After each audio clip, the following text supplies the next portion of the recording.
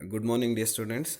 So this is the next test which will comes under in a test on coarse aggregates. So this is also a type of shape test. So initially we have discussed the flakiness index test and the elongation index test, and this is the next type of the aggregate test, that is the angularity number test. So for this angularity number test, we require the following apparatus, that is a metal cylinder which is having a capacity of 3 liters, and we require the metal tamping rod with a circular cross section which is having the 16 diameter as well as 600 length, and then the standard IS sieves for the required sizes. Okay, so basically this angularity number of the aggregate, which is the amount by which the percentage of voids which exceeds the 33% after being compacted in a prescribed manner. So angular particles which possesses well defined edges which are formed at the intersections of roughly plane faces, and which are more commonly found in the aggregates prepared by crushing of rocks. So angularity number, which can be estimated from the properties of voids in a sample of the aggregates which are compacted in a particular manner. Okay, the angularity number, which is defined as 67 minus percentage of solid volume, the solid volume of the aggregate which is found by filling it in a particular vessel in a specified manner. The value 67 in the formula, which represents the volume of the solids, that is in terms of the percentage of the most rounded gravel in a well compacted state. So which would either have the 33 percentage of the voids. Okay, and thus the angularity number which measures the voids in excess of the 33%. So higher the number, more angular is the aggregate. Okay, the angularity number of the aggregates generally which ranges from 0 for highly rounded gravel to about 11 for freshly crushed angular aggregates. The higher values of the aggregates which number up to a 13, which may be obtained in case of highly angular and flaky aggregates. The higher the angularity number, more the angular and less workable in the aggregate mixes. The angular aggregates which are preferred because the higher stability due to the better interlocking and friction in bituminous construction. So you can see the formula here first, that is 67 minus 100 into W1 divided by W2 into G. So here 67, which represents what? The percentage of solid particles in the particular cylinder. Well, it is with well compacted manner. Okay, so it's nothing but what? In a particular cylinder.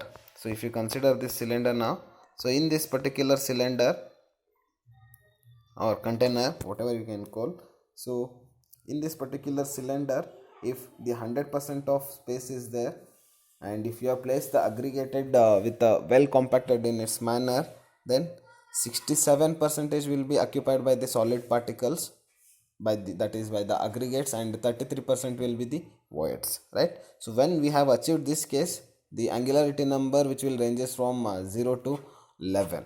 Okay, so that the same thing, whether the available aggregate samples which are to be used in the construction, so whether they will be having the proper aggregate number or not, whether they are permissible for the construction work or not, that one we will find out by conducting this test. Okay, the first procedure is like, you need to consider the aggregate samples. Okay, so here you should consider the aggregate samples which are to be used in the construction part, and then usually it should be oven dried aggregates at a temperature of 100 degrees Celsius to 110 degrees Celsius, which are kept about around for 24 hours and cooled for the prior to the testing part. The aggregates which are placed in the cylinder, the next part, these aggregate samples we should place in this container, that in the 3 layers, each layer is stamped by 100 times. Okay, and after the third layer is tamped, the cylinder is filled to overflowing and the aggregates are struck off level with the top using a tamping rod as a straight edge. Okay, so horizontally we need to go for the compaction and then we should level that particular surface. Okay, so here the W1 value is nothing but what? The aggregates which are filled in that particular cylinder. The weight of aggregates which are placed in that cylinder, that weight will be considering as W1. Okay, and then these are the apparatus, that is steel rod having 16 mm diameter and 60 centimeter in its length. Okay, so that weight is going to be considered as W1.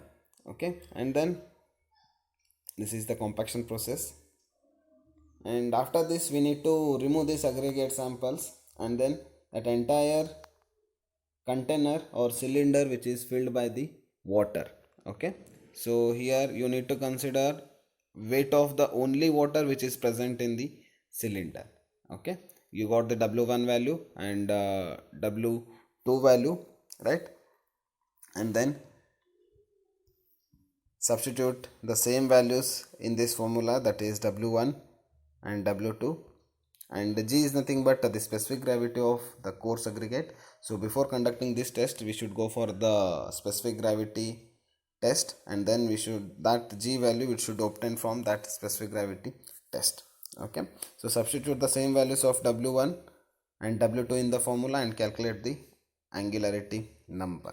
Okay, so 67 minus 100 into W1 divided by W2 into G, where W1 is nothing but weight of the only aggregates which are present in the cylinder and W2 is weight of the only water which is present in the cylinder. Okay, G is the specific gravity of coarse aggregate. And like this you should go for the different trials. Usually it is with 3 layers. Okay, and then